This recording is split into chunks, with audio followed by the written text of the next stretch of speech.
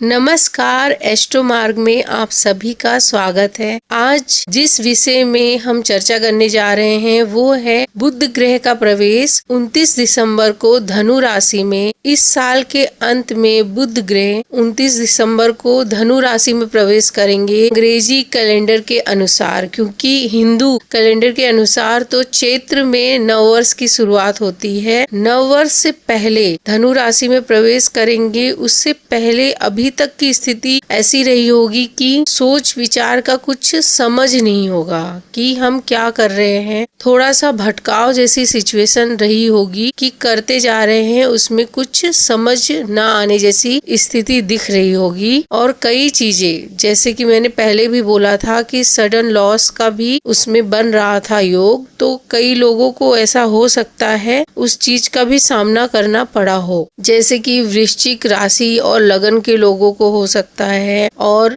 वृषभ राशि लगन के लोगों के साथ भी ऐसा हो सकता है। और उसका जो है, अगर एनर्जी के काम की मेहनत के थ्रू उसका जो इफेक्ट है वो कम किया जा सकता है। तो ऐसी सिचुएशन हो चुकी है। अब जब बुध ग्रह धनु राशि में जा रहे हैं और वहाँ पे वो मंगल, शुक्र और सूर्य को साथ में ज्वाइन करेंगे, ये स्थिति जो है वो शिक्षा और ज्ञान को बढ़ाने वाली स्थिति बनाएगी। लोगों को शिक्षित होने की और भी नॉलेज एकत्र करने का टाइम है ये। अगर आप हैं, शिक्षित हैं, फिर भी आप और भी नॉलेज इकट्ठा करें, अलग तरीके का कुछ करने का, क्रिएशन करने का ये टाइम रहेगा। बुध का धनु राशि में जाना यानी बहुत कुछ सीखने का टाइम है। स्टूडेंट के लिए बहुत ही अच्छा टाइम है और वो बहुत कुछ सीखेंगे। कैसी एक स्टूडेंट की लाइफ होती है कि वो सीखता चला जाता है, उसमें आगे क्या होने वाला है इसकी वो नहीं सोचता है। उस तरह की ये सिचुएशन इस समय रहेगी। इस गोचर का प्रभाव जिनकी भी बुध की महादशा चल रही है और जिनका धनु राशि है, धनु लग्न है, बुध की राशि है, उन पर ज्यादा पड़ेगा। और इसके साथ साथ ही ये गोचर जो है बहुत ही एनर्जिक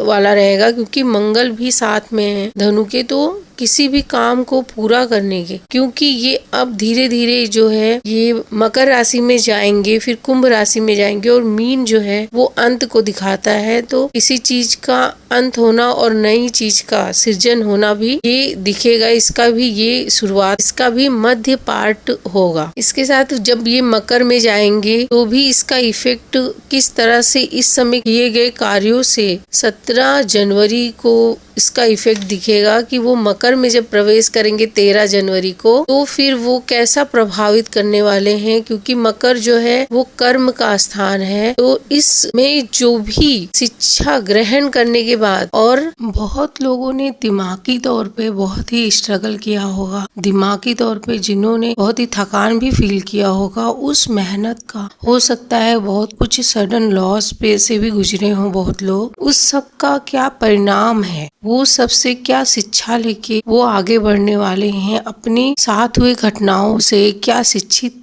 होके वो आगे बढ़ेंगे, ये इस गोचर में दिखाई देगा। अब जो ये टाइम है, इस टाइम में वो अपनी बुद्धि को किस तरह से मजबूत करने वाले हैं। लोग जिस सिचुएशन से भी वो गुजरे हों, हो सकता है बहुत ही अच्छी सिचुएशन, हो सकता है बहुत ही बैड सिचुएशन से भी बहुत लोग गुजरे हों। उस सिचुएशन के बाद वो अब इस सिचुएशन से कैसे निकलेंगे, अपनी बुद्धि को किस तरह से प्रयोग करेंगे, अपने स्ट्रगल को वो और किस तरह से बढ़ाएंगे या घटाएंगे, उसको और भी मेहनत से आगे बढ़ने के लिए यूज करेंगे या उसको रोक देंगे, ये इस टाइम पीरियड में समझ में आएगा। सभी का दिखेगा कि वो प्रोग्रेस करेंगे या फिर रुक जाएंगे, क्योंकि जब बुध मकर में जाएंगे तो उसका परिणाम क्या होगा, उस में प्रोग्रेस में बढ़ोतरी, क्योंकि मकर कर्म का स्थान है। तो बुद्धि के साथ भाग्य स्थान, अपने भाग्य के लिए किया गया मेहनत, कर्म से फिर क्या फलित होता है ये भी दिखाई देगा। इस गोचर के टाइम के बाद जनवरी का समय ही इस तरह से रहेगा कि व्यक्ति में उभार कितना व्यक्तित्व उभरेगा, किसी का कितना उसमें मजबूती आएगी। एक हर व्यक्ति एक स्टूडेंट जैसे कैसे मजबूत होगा, क्योंकि जैसे शिक्षित होते हुए लोग आगे बढ़ते जाते हैं, पढ़ाई करते हुए शिक्षित होते जाते हैं, वैसे लाइफ में भी कैसे लोग अपने आप को आगे के लेवल में बढ़ाएंगे ये दिखेगा। या उस लेवल को बढ़ता वो समझ रहे हों और वो अपनी लेवल को घटा रहे हों। ऐसा भी कुछ लोगों में प्रवृत्तियां दिखेंगी, क्योंकि इसमें ईगो का बहुत ही बड़ा हाथ होगा। हो सकता है कुछ लोग गलतियां करें, अपने ईगो को ऊपर रखें और कुछ भी ऐसी किसी के भी लिए इमोशनल, किसी को भी कुछ भी बोलने से पहले सोचना चाहिए। तो वो हो सकता है कि किसी को भी कुछ भी बोल देना अपने समझ के अनुसार, ये सिचुएशन भी हो सकती है। तो ये इस तरह की सिचुएशन में अपने जबान पे कह सकते हैं कंट्रोल करना चाहिए, अपने बोलने के तरीके को थोड़ा सा कंट्रोल करना चाहिए, क्योंकि हो सकता है सामने व्यक्ति संभल जाए पर आपको बाद में एहसास हो कि आपने गलत किया। ऐसी सिचुएशन भी इस समय दिखेगी। व्यक्ति को अपने आप की सोच पे ज्यादा भरोसा दिखेगा, अपनी बुद्धि पर ज्यादा भरोसा दिखेगा और जल्दबाजी में, रेस में किसी को भी कुछ भी बोलने से बचना चाहिए। इस गोचर का प्रभाव सभी 12 राशियों पे किस तरह से होगा ये हम समझ लेते हैं। और अगर आप अपनी राशि देख रहे हैं तो मून से देखेंगे, चंद्र राशि से तो भी, और अगर आप लग्न से देखेंगे तो भी इसमें मून से देखने का तात्पर्य है कि आप अपने मन की भावना को समझने की कोशिश कर रहे हैं, और लग्न से देखने का तात्पर्य है कि आपकी एक्टिविटी, आपका स्वास्थ्य से रिलेटेड चीजें कैसी रहेंगी, फिजिकल तौर पे आप कैसा बिहेव करने वाले हैं वो देखा जाता है। और जिनकी भी बुध की दशा रहे, बुध मेन रहे, बुध की राशि रहे, हर तरह से देखने की कोशिश करना चाहिए। हर सिचुएशन में, कारकांश में, नवांश में भी आप अगर देख सकते हैं तो देखने की कोशिश आपको करनी चाहिए। बुध का गोचर धनु राशि में मेष राशि लग्न के लोगों पर किस तरह से प्रभाव डालेगी ये हम एक बार समझ लेते हैं। मेष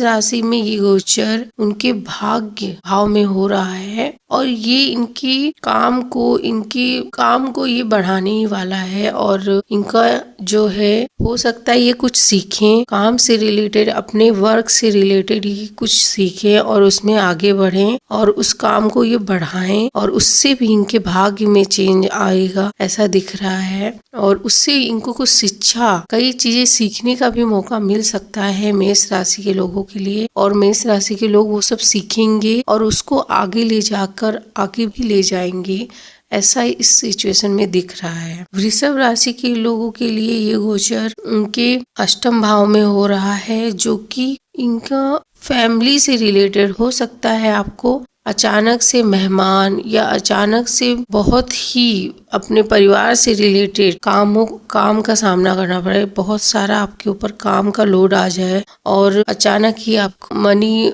से रिलेटेड या फैमिली परिवार में कुछ काम बढ़ जाए, कुछ उत्सव हो या कुछ काम नया आ जाए आपका, हो सकता है इसमें नया कुछ या नया परिवार बढ़ने का, नया सदस्य आने का भी योग दिख रहा है। मिथुन राशि के और लगन के लोगों के लिए ये गोचर उनके सप्तम भाव में हो रहा है, तो ये आपके लिए बहुत ही अच्छा है। आप कुछ न कुछ बहुत कुछ सीखने वाले हैं, बस आप थोड़ा सा अपने आप को संयम से सीखें और घबराएं नहीं, और कुछ नया आप सीखेंगे पर थोड़ा सा आप ज्यादा ही हो सकता है स्ट्रेस लें, तो स्ट्रेस से बचें। और हो सकता है आप थोड़ा ज़्यादा ही स्ट्रेस लें तो भावनात्मक रूप से अपने आप को कंट्रोल करें, उसको ज़्यादा स्ट्रेस न लें, अपनी हेल्थ का केयर करें। कर्क राशि के लिए ये गोचर उनके छठे भाव में हो रहा है, और ये जो है थोड़ा सा इनको अलर्ट रह के अपने जॉब से रिलेटेड,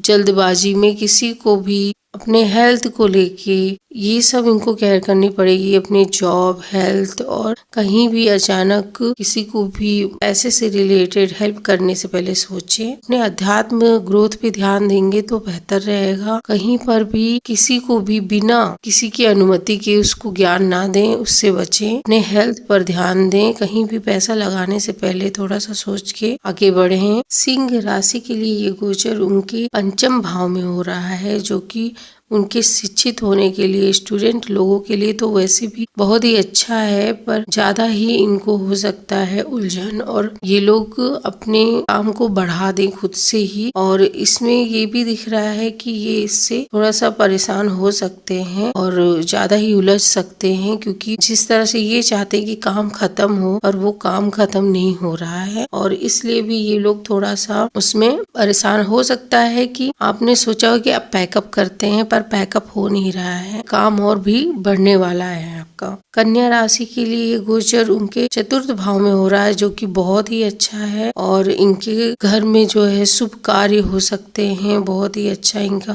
फैमिली माहौल हो सकता है और उसको ये लोग नया कुछ ज्ञान प्राप्त कर सकते हैं, अपने नए काम, अपना नया जॉब, जिस भी उसमें हो ये लोग ग्रोथ करने वाले हैं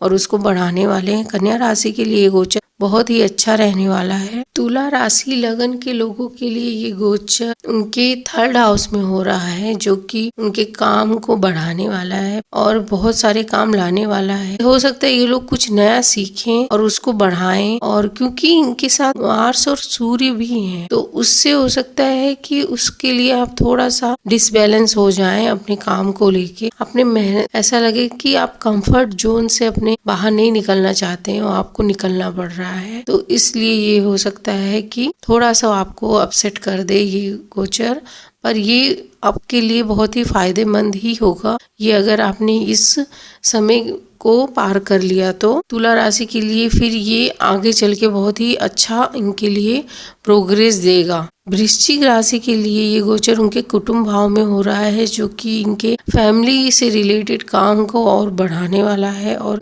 इनके फैमिली माहौल, अच्छा काम हो या जमीन से रिलेटेड इनके काम बढ़ने वाले हैं, जमीन से रिलेटेड ये काम करें और फैमिली से रिलेटेड या ये कुटुंब परिवार से रिलेटेड कोई काम कर सकते हैं। इसमें ये डिफिकल्ट फील कर सकते हैं, परिवार में हो सकता है कोई नया आए या मेहमान आए या कंफर्टेबल आपको ना लगे, इसके लिए ये गोचर थोड़ा सा डिफिकल्ट होगा, पर उसमें सबको आप अध्यात्म के थ्रू, हो सकता है स्पिरिचुअल के थ्रू आप सुलझा सकते हैं। धनु राशि लगन के लोगों के लिए ये गोचर उनकी लगन में ही हो रहा है, तो ये इनके लिए थोड़ा सा दिमागी तौर पे इनको अपना कंट्रोल नहीं खोना चाहिए और किसी भी तरह से अपने पार्टनरशिप में लापरवाही नहीं करनी चाहिए। फैमिली रिलेशनशिप है तो उसमें तो सही है, पर बाहर के चीजों में आप थोड़ा सा सावधानी बरत के चलें, उसमें जल्दबाजी में किसी ऐसे काम में। और इनके लिए ये गोचर अच्छा है, पर थोड़ा सा इनको ऐसा लगेगा कि ये ज्यादा ही काम को लेके आप पछता रहे हो, ऐसा लग रहा है, तो उसको करने की कोशिश करनी चाहिए इनको और अपनी सारी एनर्जी अपने काम को पूरा करने में लगाना चाहिए।